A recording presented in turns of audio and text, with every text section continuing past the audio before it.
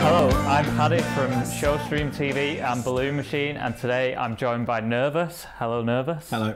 Hello. Okay, so firstly, can you just run through who you are and what your roles are in the band? I'm Em. I play guitar and sing. I'm Paul. I play keyboards and sometimes do some singing. Okay, cool. So tonight is Nervus's first headline show with Fresh and Koji, who are both brilliant, by the way. So yeah, how are you feeling ahead of the first show? Good, I think. We've got some new ones. We just recorded a new album, well, last week. So we're trying some new ones. Very fresh. Yeah. Very fresh. Scary, if we're honest. Well, if I'm honest, it's very scary. But, you know, we relish on that fear. So it's good. Yep. We eat fear. Okay, so album number 3, it's done. Yeah. Yeah. So what are the main differences for you between album number 3 and Everything Dies? It's very big. This is the big album. Yeah. Yeah. It's sort of like Everything Dies was kind of like knocking on the door and then someone opens it and you're like, ah, like that. But this one's definitely like kicking the door, at least. Yeah, 100%. That sounds exactly how I'd describe it. So, yeah, I agree. Yeah. So this period now where you've recorded the album but it's not out there, what's that like? It must be a bit of a strange feeling.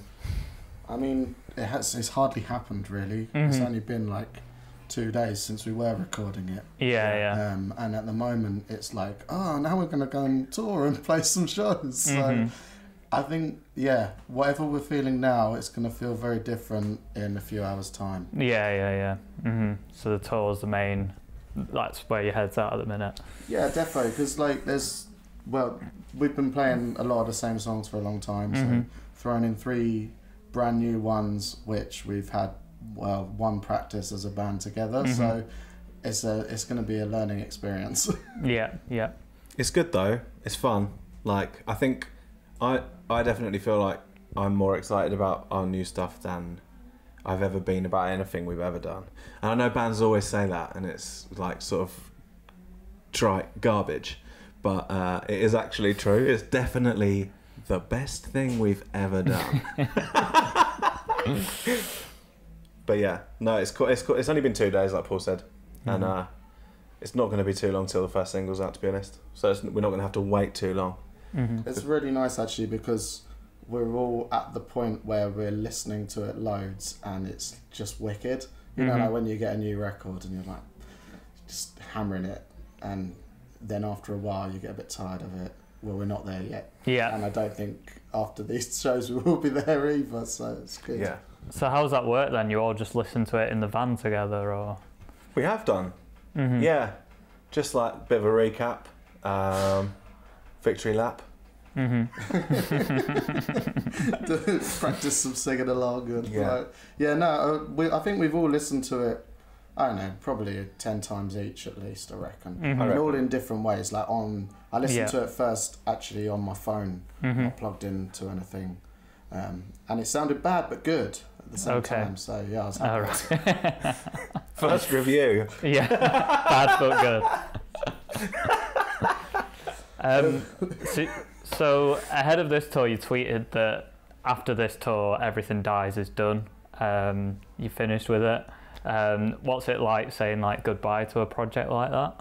Or was that tweet a bit tongue-in-cheek? I wouldn't take anything I say on Twitter seriously.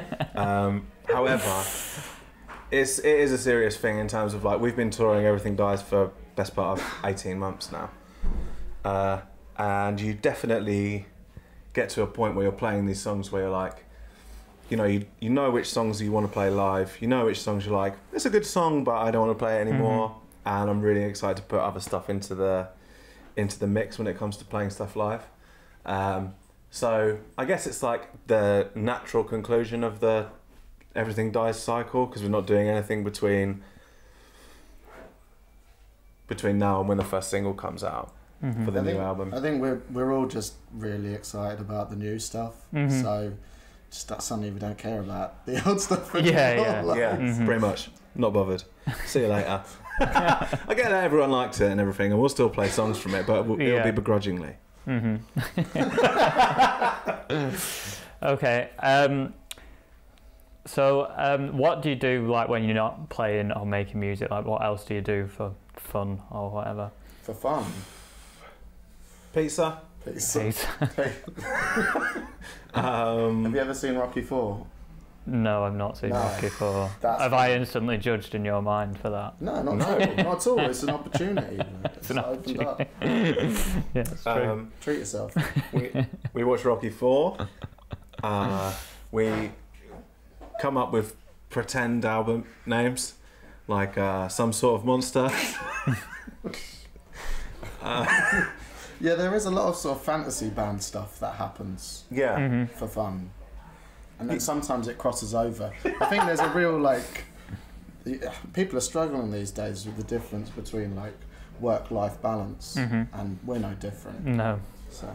Yeah, we decided that our next album was going to be called... Actually, no, it was going to be this album. Was going to be called Vincible, and it was going to be produced by Vince DiCola, who did the Rocky 4 soundtrack.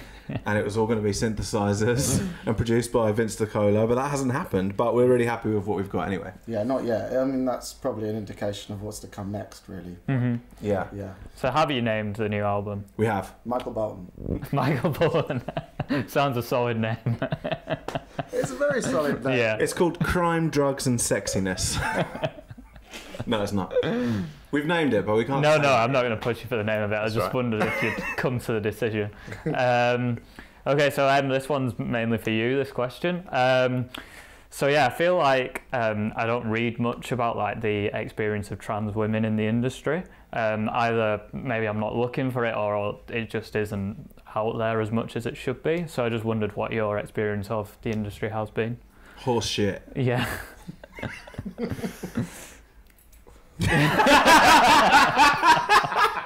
No, it's interesting. It's like it's quite I suppose my experience is much like many other marginalised people in music in terms of you can be tokenised, invited onto a stage to share a platform as long as you don't have an opinion or rock the boat too much or say anything out of line, because you're very quickly reminded like there you go, we invited you here and you did a shit on our dinner table and now you're not invited anymore. I didn't do a shit on anyone's dinner table. It's proverbial shit, but I feel like it's kind of it's weird. I don't care anymore about how I'm perceived by the music industry as such, because I've already completed it, and and so this is like, I guess we're all in Nervus very much of the position like, do what we want, like we don't set any like unrealistic expectations of becoming an enormous band. No. Or necessarily having working relationships with like CEOs of corporations who want us to do lines of coke off their bum, or the guy from that label who gets all his bands to lie on the floor and walk on them, and we just don't have to do any of that stuff, which is nice. So, yeah. Is it true that there's not enough out there about that experience, do you think? Or... I don't think it's true. I think there's a lot of people talking and not a lot of people listening. I think that would be the case. Like, there's plenty of trans people in bands. Like, you got bands like Kermes and bands like Against Me, obviously, a huge one. You got trans people working in record labels like Get Better. Yeah. And there's people everywhere doing everything. And I think that people are definitely making their voices heard. But I don't know if anyone's listening to that. Okay. This is the final question. It feels like with your band, like the community between you and your fans is quite important. Like, your fans were featured in one of your recent videos. I just wondered why that sort of sense of community is important to you, if that's true. I think that's probably the best way of avoiding everything that's bad about the industry. Is like, the truth is, you make music and hopefully people like it. If they like it, great, they're now your mates. That's how it is. The whole like industry thing is like, you can dress it up by saying, spend however much money on a video or like campaign this, campaign that, and it's like it doesn't mean anything if people aren't turning up at shows and enjoying it and feeling welcome. And like, you know, I feel like for us it's definitely been a vehicle to show people that you can do it regardless of ability. Regardless of ability, or like because when I started Nervus, I didn't own an amp. I had a guitar and I had a tuner, and I borrowed an amp of a friend, and we started playing shows like that. We've never had loads of equipment and stuff. We've never been like a band with loads of money injected into it. Like, we self-recorded and self-released our first album, and then got into a couple of small cars and played some shows. And like, although we have the access to the car or whatever, like at the same time, I think we just wanted to show people like you can be a part of it, rather than positioning ourselves like sort of, I don't know, something we're not. And it's fun, like to just do stuff just for the sake of it. Yeah. You know, there's enough, everyone's got enough crap on their plate they've got to deal with the rest of their time. Why not just make something and muck about with your mates and do things that look like other people can't do it? And it's cosplay, really, isn't it? We're just like pretending to be our favourite bands. Yeah, we're pretty much just pretending to be our favourite bands. Scream in the van. Everyone can scream in the van. Everyone can make a racket. Everyone can play in a band. Make music. Do it. Film it on a phone. Borrow anything. Just borrow it. You'll give it back one day. Yeah. All right, I think that's a great note to end it on. So yeah, good luck with your show tonight. I'm sure you'll absolutely smash it, and we'll be waiting for album number 3 eagerly. So yeah, I've been Paddy from Showstream TV and Balloon Machine, and yeah, we'll speak soon. Thank you. Cheers. I took